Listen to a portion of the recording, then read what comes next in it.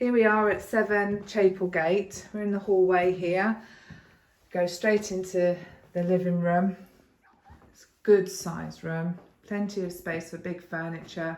Got a cupboard there too. There's room for a table.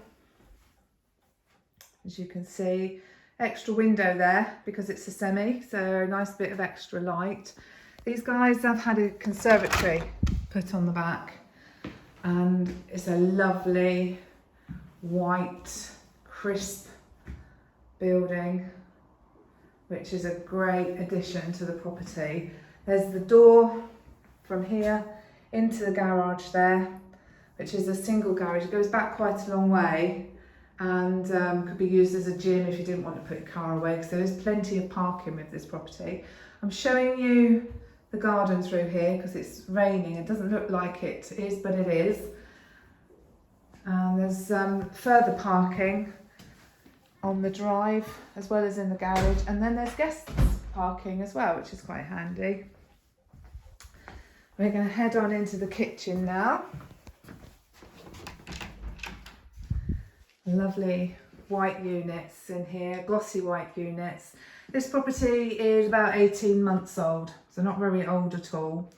And it isn't too far from the town. You're near the St John's end of town, so you've got primary schools here, and very easy to cross the road and get to Launceston College. Head on up to the first floor where there are 2 double bedrooms.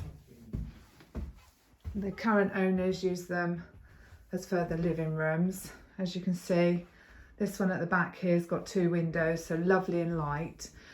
There's also a door behind the clock to the bathroom, so it's a Jack and Jill affair on the bathroom. There we are. White suite, shower over the bath, along with the screen. And then the other bedroom mirrors the bedroom we've just been at the back.